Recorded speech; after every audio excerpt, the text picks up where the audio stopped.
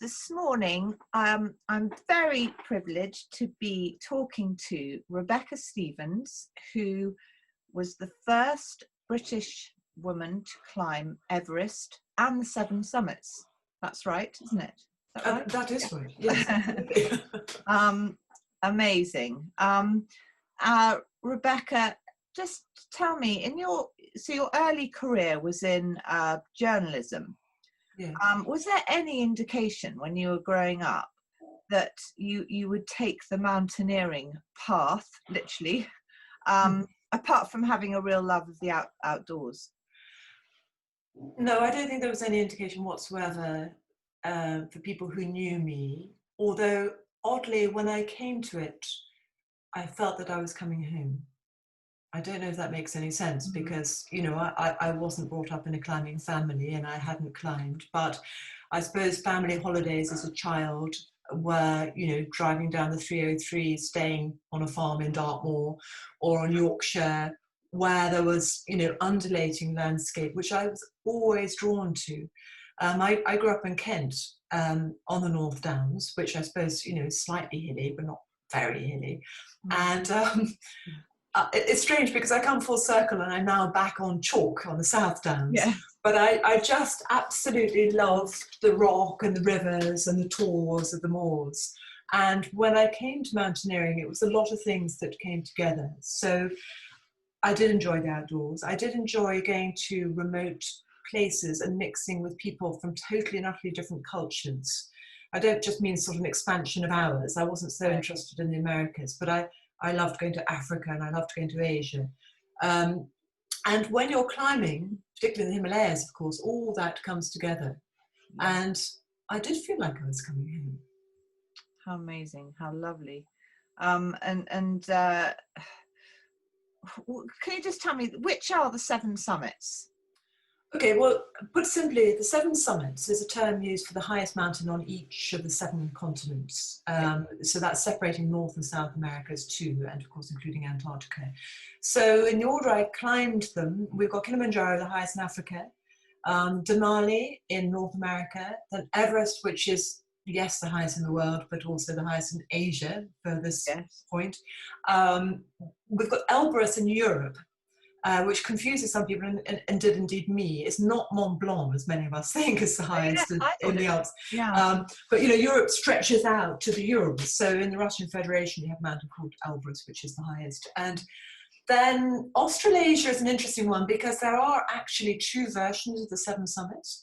The first that was climbed had Kosciuszko, which is a pimple of a little mountain between Sydney and Melbourne, where it's a ski resort, that was considered, well, it is the highest in Australia. Yeah. But somebody else came and wanted to be the first, a chap called Pat Morrow. So he redefined it and stretched Australia to the continental shelf, which takes in it the island of New Guinea that sits to the north of Australia. Yeah.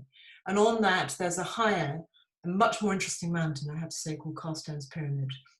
So I've climbed both, but for the sake of the 7 summits, I did the Carstairs Pyramid, and later I climbed Kosciuszko when I happened to be in that part of the world. Then you move on to Aconcagua, the highest in South America. And then lastly, in my case, Mount Vinson in Antarctica. Wow. Which are just names, aren't they? But they all are, but they all have their own character. Every one of them is different, and for every one of them, you're walking through a different land to get to it. You're walking with different people to get to it. They have different colour, different smell, different, you know, and that each one has, you know, extraordinary memories, really vivid memories of climbing. And the only sadness from my point of view was actually that the last 4 of those 7 summits I had to do rather hurriedly in 5 months. Because there was a woman called Jeanette Harrison, another English woman, and my sponsors made it very clear that if I weren't first, in fact, even mountain by mountain, they said the money was going to stop. What a lot of pressure. What a shame, in a way, that you, did you feel under immense sort of slightly panicked, like quick? So there was an element of pressure because if I was to have a chance to be the first, I had to make sure that I was on the first flight to Antarctica that season, which was going to leave sometime in November. So everything had to be done before that, which meant that Aconcagua, which is in the southern hemisphere, and normally you would climb in January or February, I had to bring it forward and climb it in October. And that was a very interesting challenge. I mean, I remember talking to everybody I could about it to try and find out more about it. And listen, October, it's just coming out of winter and it's incredibly cold and very windy and it's not really a very good idea. And I kept getting this response again and again. And then finally, I spoke, I can't remember how I met him, but I was on the telephone to a Chilean pilot who'd flown over the Andes repeatedly and had actually climbed Aconcagua. And he said, listen, you know, you might be lucky. There might be a window where the wind drops and you can climb it. It's going to be very cold, but you know, you might be able to get away up without any wind. So the previous two mountains would had teams of two, just trying to keep it small and cheap. But I thought on Aconcagua, it's the second highest of the seven. You know, the chances are one of us is going to get altitude sickness. Mm-hmm. So we need to be able to break into two groups of two. So we had four of us that went. And as we walked into the mountain, we met one local team coming out with their arms bandaged with frostbite. No. It really wasn't a great start. Anyway, we kept going, and we were the only people on the mountain, except for two others, again Brits, interesting enough, who, like me, were sort of climbing en route on their way down to Antarctica. And one of our team, Martin, unfortunately, he did get pulmonary edema, a condition at high altitude, and I had to retreat off the mountain. And David, a friend, he went down. So that left John Barry, who had actually led the Everest expedition, and myself, high on the mountain, and these other two Brits as well. And I mean, I know what it's like to be a leaf in a park. That's all I can say. You know, when the wind picks up and they blow all over the place. It was like that. You literally picked up from your feet and dumped on the rocks. And it was just impossible to do anything in it, really. And we sat it out for a few days. And then these other climbers, Roger Meir, David Hempelman Adams, decided to give it a go. And we watched. And they turned round and said, it's too cold, we're going down. And I thought, you know, too cold for them, too cold for us, we'll go. But John Barry, I can't quite work out if it's immense confidence or arrogance, but he said, no, not too cold for us. And so we had a really depressing day hanging out there. And then the next day we gave it a shot. Yeah. Got blown all over the place. And it felt like all the doors were closed in front of us. And the only way I can describe it is like we went anyway and pushed the doors and they kept opening. Yeah. So there was a ridge, we thought we can't climb along that in these winds, but then we got to it and we didn't have to climb along it. You just popped over the top and into this valley at the other side. Wow. And eventually we climbed above the wind. Still so cold, couldn't speak, you know, mouth's totally frozen. And then the altitude kicked in and I felt really very nauseous. Then we got to a col between twin peaks, and of course we didn't have any maps or guidebooks or anything sensible like that with us, and we didn't know which one was the highest of the two. And we opted for one, thinking, yes, I think it's that way, and got to the top with the knowledge that there was a crucifix, this being a Catholic country, on the top of this mountain. At the highest point? Yes, the highest point. Right, yeah. And there was no crucifix. Oh, no. We've climbed the wrong peak. Gosh, what a nightmare. Anyway, hugely to our relief, we looked around and the cross had just been blown flat onto the rocks. So we were on the right peak, on the highest point of Aconcagua. The only photograph I've got of me on the top is one of me leaning over, being violently sick. Oh, poor you. and we didn't hang around long. It was close to sunset, and we made our way down. And actually, we were benighted on the mountain. We lost our camp, and we just huddled together like a couple of penguins and waited for the first light of dawn, and then got off that mountain. So it was tough. I must say, in all fairness, that the two climbers who did retreat had underestimated it and not brought the cold weather gear that they really needed on that mountain. Yeah. But I think, you know, for all the mountains, I think probably we pushed the boat out furthest on that. Yeah. And simply because we were climbing out of season. Yeah. Yeah. And also, you know, just the two of us climbing. John is an extremely experienced climber. I knew his ability, he knew my ability. So together we could do it. And actually that coloured the decision for Aconcagua, because the last mountain, very expensive to fly there, and I had broken all the rules previously and was going to go with a guided expedition, just a couple of people. But realised, no, I can't do that, because any guide, sensible guide, has to put safety first, quite rightly. But he doesn't know who I am, what I can do. So at the very last minute, DHL, our sponsors, brilliantly, over the phone agreed that one of our team could fly with me to Antarctica. Yeah. So in the end, we were led, two of us on Aconcagua. And Vinson in Antarctica. How amazing. It was a magical time. Yeah, absolutely magical time. Yeah. And so what I'm dying to ask you, what did your family think? Did they think you were completely mad?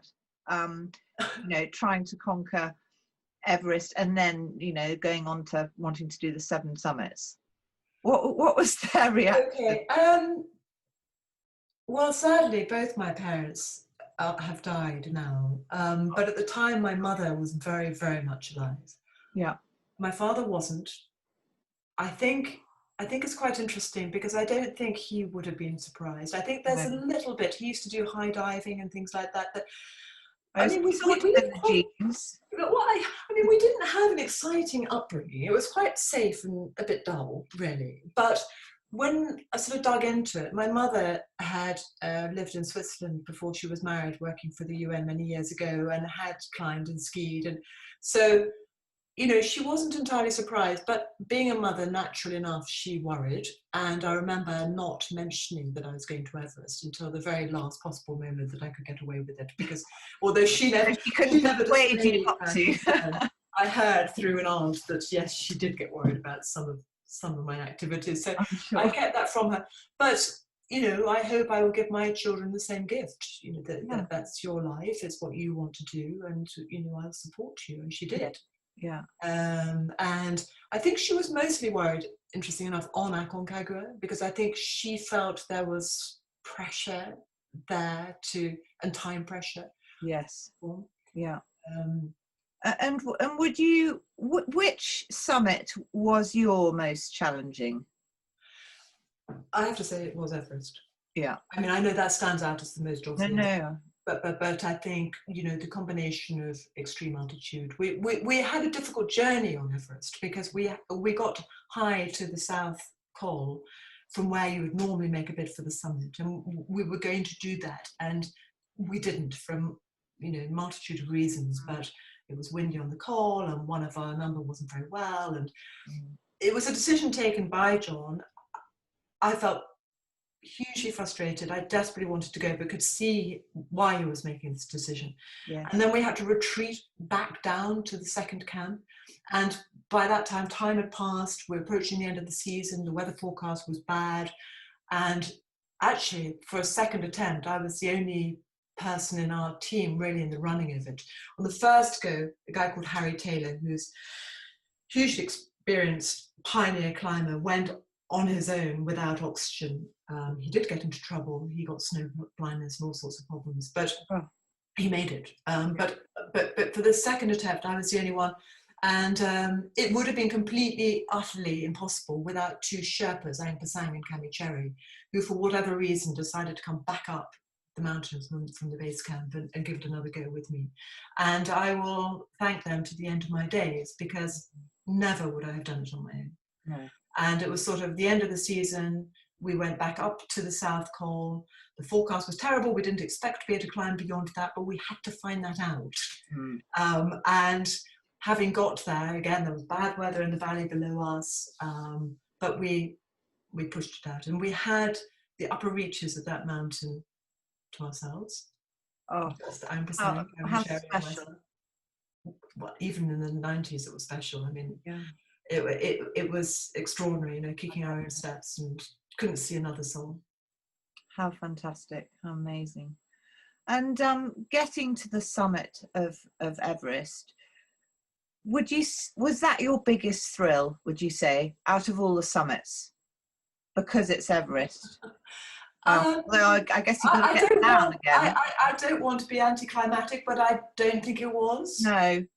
It's interesting, isn't it? I mean, I think that I haven't mentioned the first time I went to Everest, which was as a journalist, and that opened all the doors of possibility for me. And yes, because it was the first, it was intensely exciting. And that probably was my sweetest trip. You know, I have the warmest memories about that. And I remember meeting years later Mimi, who was a Yugoslav journalist on that the same time, and we befriended on the mountain, and we were reminiscing. And I said, you know, that 1989 trip, I think, was just magical, the best of them all. And he said, yes. You know what? We didn't achieve anything. Nobody got to the top. Nobody. It was terrible weather, but it was just such a thrill. Fresh, and it's a new discovery, I suppose, of your love of it. And yeah. So, you know, coming back to the question about being on the top of Everest, it was, for a moment, extraordinary. And, you know, Angus and Cammy Cherry, they hadn't been to the summit either, so there was that shared thrill of getting there. But it's so short-lived, because we got there at about 20 past midday, and we knew we had 6.5 hours of daylight left. And so, to get down. Exactly. And actually, it was getting back down to the South Col when Cherry Jambo, another Sherpa, had waited there for us. He had a hot drink. You know, I got into a sleeping bag, and it was just this wave of relief. Oh, I bet. Wave of relief that we were, well, we still had to get down from the South Col, but relatively speaking, you know, we'd done it. And Yeah. Yes, because that was the sort of next thing I was going to ask. I mean, everyone sort of automatically assumes, I suppose, that going up is, you know, the hardest part, but going down can be very difficult, can't it? I think if you were to do a study of the accidents, you would probably find, I'm just thinking anecdotally, as I've never really looked at the evidence, but most of the accidents happen coming down. Might not be quite as alert, and you think, oh, I've done it, you know, I can relax a bit. Of course, you can't until you're way back down to the bottom of the mountain.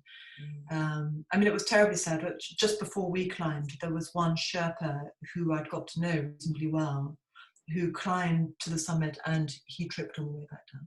I know, it doesn't bear thinking about. But was he all right? No, he died. No. Oh my God, he died. Yeah. There were 5 people who died while we were on the mountain.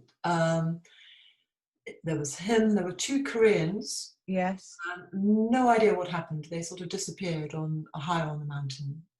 And then there was the first Nepalese woman to climb, and she climbed early in the season, still in April, and she went with 5 Sherpas, and most of them came down, but one stayed with her, and unfortunately she was just too high, too long, and didn't make it down. Oh, how awful. Yeah. Oh dear. And how many British women have now achieved climbing the 7 summits? Do you? Gosh, you know, Panda, I was going to look that up, and I completely forgot. It doesn't matter at all. But there are a few. I mean, Jeanette Harrison definitely climbed it after me, and actually we spent some time together in Japan after that. Yeah. I should know the names. I'm really sorry. You're going to have to edit this out. It's fine. Don't worry at all.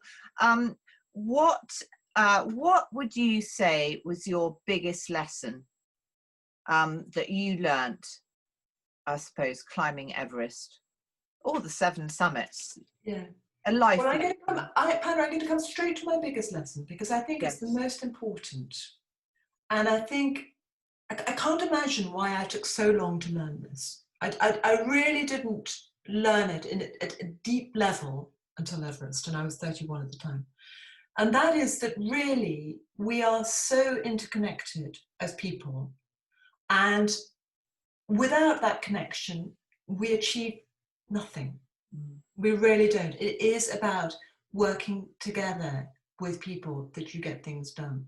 Yeah. And for me to imagine I could have done it without the Sherpas and without the rest of the team, it would just be ridiculous. Yeah. And if I look at my life before that, I had this sort of delusion that I was independent and in control of things, and, you know, ran my own life, without fully appreciating that without my network of my family, my colleagues, my friends, I'd be nothing. Yeah. I'd be a nutcase. You know, we're social animals and we need each other. And, you know, if COVID has taught us anything, it is that, you know, we've been separated more. And I hope that something that we're carried from that is the true valuing of our friendships and people with us and that community. And yeah, that was my biggest lesson off Everest. Yeah, very important lesson. And how did you, before you would go on these adventures, on these trips, how would you mentally prepare yourself? Did you, I mean, I don't know. Sorry, I'm laughing at you. Did you have to mentally prepare yourself? I mean, the idea is, it sounds incredibly luxurious, doesn't it? I mean, the reality was that, and before Everest, I mean, it was just such a rush to organize the sort of administrative side of everything, you know, all the kit, and I had to give up my job to go, so I was worried about, you know, paying the mortgage, frankly. I mean, I had a friend's mother coming to live in my flat in London. I was tidying up my desk just at the last. I mean, just to sort of fall on that plane was like, probably you've already done an expedition before you've even started. So no, the luxury of sort of mentally preparing honestly didn't happen. No.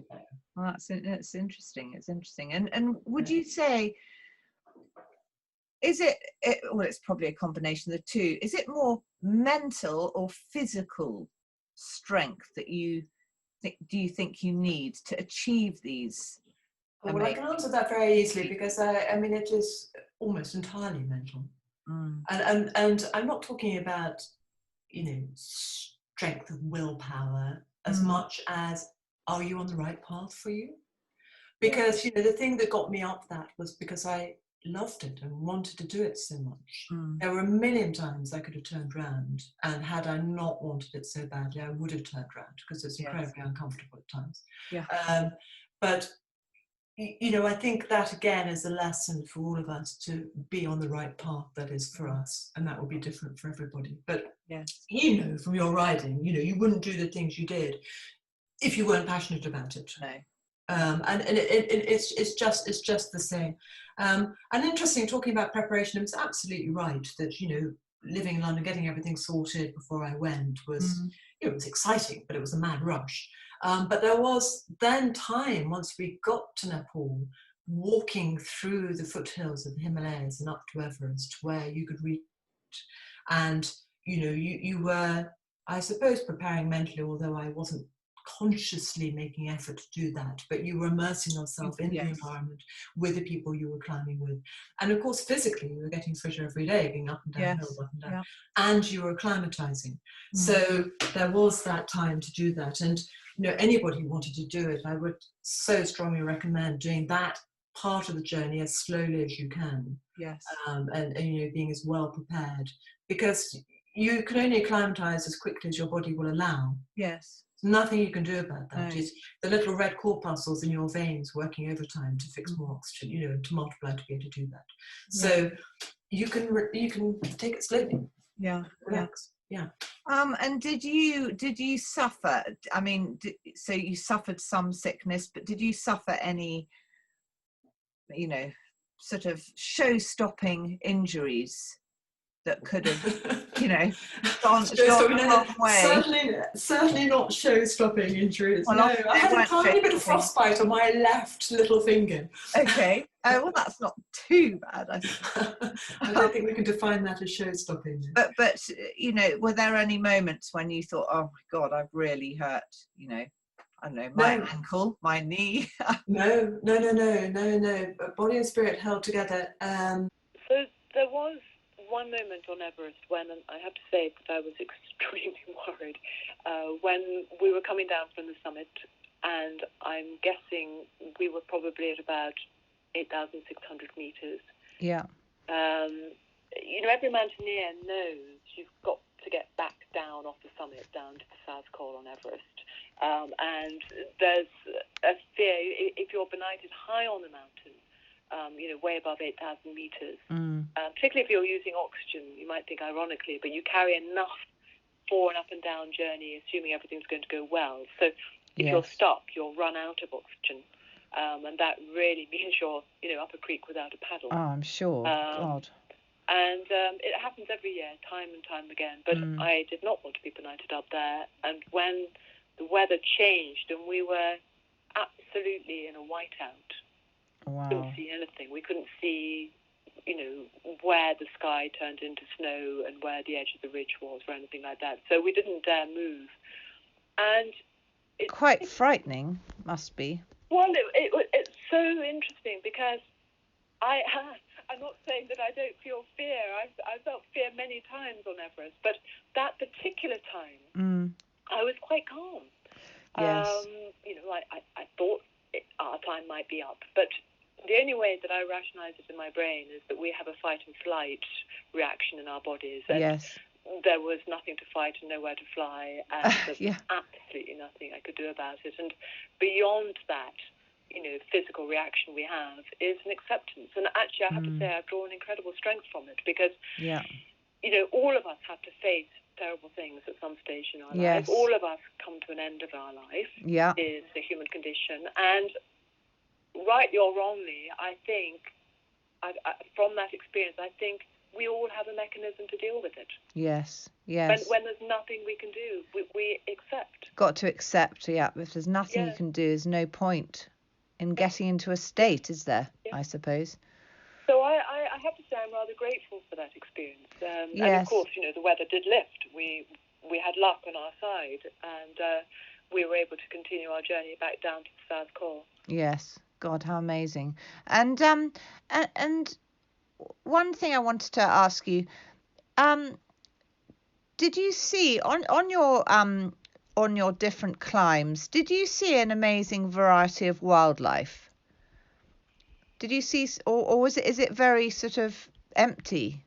Yeah, I'm hesitating to answer that because I've actually seen much more wildlife trekking through the mountains than I have once I'm high on them and climbing them. And, there's a reason for that. I mean, when you get to a certain altitude, there's no vegetation. There's no oxygen to sustain any sort of life. So you might see birds.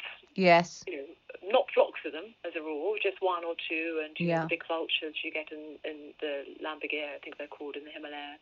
And I'm sure there are certain types of lichen that can survive there, and probably some, microscopic little bug of some sort. Yeah. But generally, you don't see anything high on the mountain. No. I mean, once you're above the snow line. And it's interesting because having done that a few times, when I'm walking to these mountains, I felt quite melancholy walking above the tree line. Yes. Just for a short while, you're leaving that life behind you. Yes. You're going to, quite an alien area, really, of, adventure. Bleak But you can't live there all the time. That. You're there. You're a visitor in that environment for a short period of time. Yeah. And then coming off Everest in particular and walking down the mountain and beyond base camp, down into the valleys, and you get the smells and you get the moisture in the air, and life just burst into life. I bet that's an amazing we left it feeling. In March, and now it was May, and everything was just green, and it was how lovely, extraordinary. If you could bottle that. Yes. I bet that's a really, fantastic feeling. Life is such that a couple of days of it, and you rather take it for granted again, which is such a shame. We shouldn't. We should really hold on to how precious that is. Yeah. No, absolutely.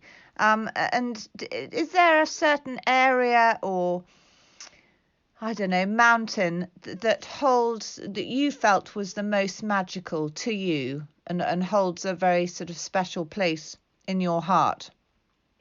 Well, yes, and it's not any of the 7 summits, interesting enough. And I think it might just go back from experiences through life. But I was lucky enough as a student to work in Kenya for a while on a farm. Yeah. And there was a day when Paddy, who was, she was the farmer and flew these little twin otters. Actually, it was smaller. I think it was a Cessna, that's right. And we went to a local airport, and I recall her testing the propellers and the wing, and then she lifted up the fuselage and looked at the engine, and she said, "This bit I leave to God." Oh, God, oh no. We clambered into this plane and we flew over Kenya, bouncing all over the place. Yeah. Landed on this little green runway that a friend of hers had just mowed for us to land on. Wow. At the foot of Mount Kenya, and it's all wrapped up in the romance of that. But I've climbed Kenya since. Yes. There's something about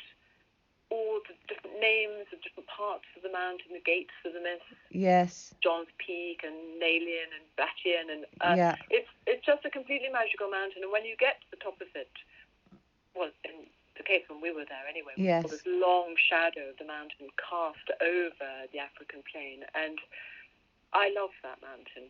Oh, I bet it's so beautiful looking down. Actually, we were going to go back in February, but COVID has rather scuppered that. But hopefully the next year we'll go back. How lovely. And Rebecca, you lead treks in the Himalayas and up Kilimanjaro. Can you tell me a bit about how this can help people with leadership in business and their own personal growth? Yes. Just the doing of it helps. I find myself repeatedly now to a point that there's a pattern that I recognize, that if I'm walking, 7-8 hours a day in a very beautiful landscape, and my life is simplified, that I don't have to think of anything other than just walking and absorbing the landscape and the people that I meet. So none of the normal admin stuff that goes on in our daily lives, and interruptions from various social media platforms and everything else. The mind quietens, and I think it's like going on a sort of a holiday where everything can be filed away neatly in the right place. And what I've found time and time again is that something really important pops up amongst that. Yes. Just like a piece of toast from a toaster rack. Right, this is it. And I come back and know that I've got to do something which is quite important. It can be life-changing. It can put me in a different direction. But I get that clarity.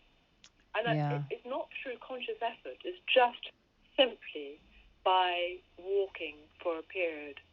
And it sort of detoxes the brain, I guess, doesn't it? Yeah, almost. It really quietens things down. And I was speaking to a neuroscientist about this, and he said it's interesting because, thoughts go into the frontal cortex. Now, there's going to be somebody picking me up on terminology here, so excuse me. I'm not a neuroscientist. But basically, thoughts go into our brain, and they hang around for a while before they're sort of filed away. Yeah. And we obviously have a constant input of thoughts, so we never get a chance to properly file them away.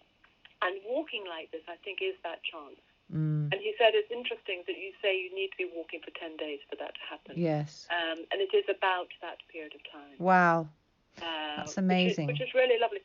But, it can be more focused as well. I've taken 70 women now up Kilimanjaro, and extraordinary learning.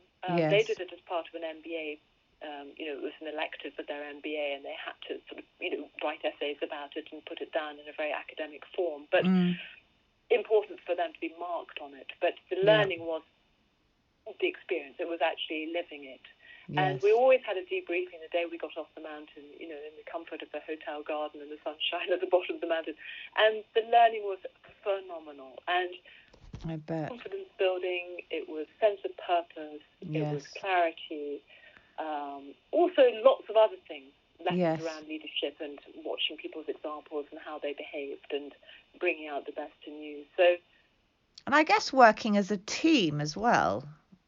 Oh my God, yes. Yeah. Because you become totally dependent on one another. Yeah.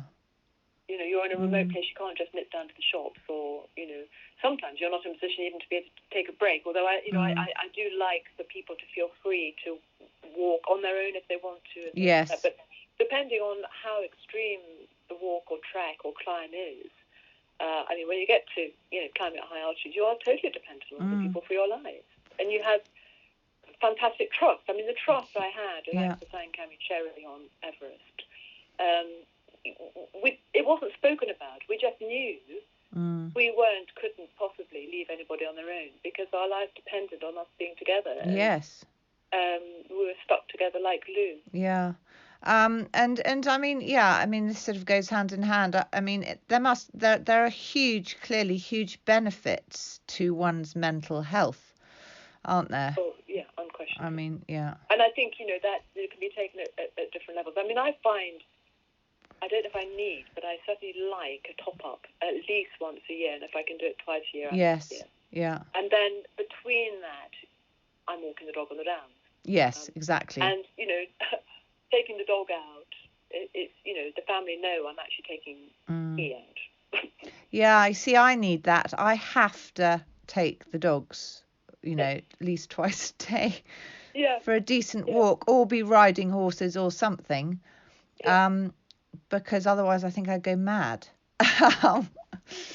Well, I think it's a lot about, the focus on one thing, isn't it? Yes. Or you can let your mind wander, but you don't have that constant interruption, and I think that's very important for our mental health. Absolutely. And also, they're doing more and more work on it now, but sort of having your feet on the ground by nature, that's what our ancestors had. That, we're no different. No. We've created, a comfortable world around us, but fundamentally, we are part of our environment. We need that environment, I think. It's so interesting, all of that, actually. And do you have any more life goals, inside or outside mountaineering, that's sort of on your bucket list? Oh, yes. I mean, I think where I've come sort of in terms of my personal development, I don't know what you want to call it, but mountaineering was a big step in my life, and I've talked about it and worked with people looking at achievement and meeting goals and all those sort of things, which in a business context particularly are very useful. Yes. But as I've got older, I've been thinking about it in terms of the vertical axis, which is what I've just described to you, reaching for the stars. Yes. But I've become much more interested as well in the horizontal axis, which is about maintaining one's physical and mental well-being in order to be able to be on the vertical axis. So if you're on the vertical axis all the time, put simply, you burn out. Or there are degrees of that where you have rippling effects from your own life that affect your family, they affect your health, they affect the people around you. And if you can possibly focus with the same intent on the horizontal axis about keeping your own balance and strength, then it puts everybody in a better place. And we're all going to have to work longer. Life, we have to be sustainable. So it's not about the short term. It's about being able to keep strong for the long term. And also to be able to enjoy the moments as you travel. Well, exactly. It's important to be able to enjoy them, isn't it? Yeah. Actually. And one just last thing I want to ask you, and I should have asked you this a bit earlier, but I'm just fascinated to know. So, the contents of your bag. I mean, obviously you've got huge changes in temperatures as you get higher. So you're probably boiling, pretty warm, hot temperatures. So what do you put in there? Give me a bit of context. Are we talking about a trek or climbing Everest? Sorry, climbing Everest. Okay. Sorry. So if you're climbing, one of the 7 summits, obviously depending on where it is, but it inevitably gets freezing. I'll talk about Everest because it is the most extreme example and probably illustrates the point the best. Yes. So on Everest, I mean, we had a number of camps on the way up the mountain, and you're quite right. I mean, there's one bit, if you're traveling through the Khumbu Icefall from the base camp into the Western Coombe, or even along the Western Coombe, which is a high valley, but you've got all the reflected light off the snow and the ice, and it can get like a furnace in there, really, really hot. And so, you're stripping off layers madly to be able to keep moving. You get so hot. And then as you get higher and higher, the temperature drops and it does get colder. And even if there's blue sky and sunshine, the temperatures are still going to be much, much lower. And so there is a point where you take what you need, but that need becomes narrower because, high on Everest, it's only about the cold. And actually, to illustrate the point, from Camp 2 up to Camp 4 on the South Column and higher, this is where things start sounding rather unhygienic, but I was in the same clothes one period of time for 3 weeks. Yeah. And, you know, overlying all that was a down suit. Yes. You know, in a Gore-Tex shell, windproof shell. So, and I had that on all the time. Yeah. And from higher, I had layers underneath that as well. So, in fact, it's so stiff. I remember having to take a pair of or a knife to my under layers so that I could move my knees properly. Oh my so goodness! Many layers on. Wow. But then above the South Col for that summit day, you take what you need and nothing more, because you're so paranoid about carrying any extra weight, which might stop you getting to your goal. Yeah. So I carried spare gloves because, of course, if you're doing something, you lose your gloves. Yeah, you're in real trouble. So I had spare gloves. I had a head torch for the beginning of the journey, which we did in the dark. Yeah. This is another illustration of wanting to carry so little. In those days, you had those huge, great square batteries that weighed a ton. I didn't take a spare battery, and the one I had ran out. So, oh God. You know, so and then water is something essential. So I took like a couple of litres of water, which is not going to be enough, but you know, we know a litre weighs a kilogram. Yeah. You compromise and find the right level there. And I took a tiny camera to take a picture on the summit. Yeah. And that was it. Yes. You don't take a sleeping bag. You don't take a tent. You don't take any spare oxygen. Sorry, I forgot the oxygen. 2 bottles of oxygen as well. Yes. Because of the extra weight. Yeah. So you are pushing yourself out on the limit, and you don't carry what you might need in the event of getting caught out, which is why I was so worried earlier. You know, if you did have a tent to shelter in and spare oxygen, you'd probably be fine. But carrying that stuff would mean you wouldn't get that. No. God, it's just very tricky. Tricky weighing up what, working out what you should have and what you shouldn't have. You know, it's a well-trodden path, so you know. You know what. At the minimum that you possibly can. Yes. And nothing else. But, you know, generally speaking, if I was walking, trekking in the mountains, then I would, in my rucksack, have everything for every eventuality. But because you're not such extreme altitude, you can carry a bit more. But, you know, you're probably walking along, you might be wearing a pair of shorts and a T-shirt. But you've got a few fleeces in there, and you've got stuff for rainproof, you know, in case it pours. Spare gloves and hats and cream, and, you know, you've got everything that you need. Oh gosh, thank you, Rebecca. Well, it's so fascinating, really, the whole thing. I do find it extraordinary. I can keep talking about this stuff with the same enthusiasm because I just love it. Oh, well, I love hearing about it. Honestly, I could ask you so many things all day. But I'm going to go off that thing now.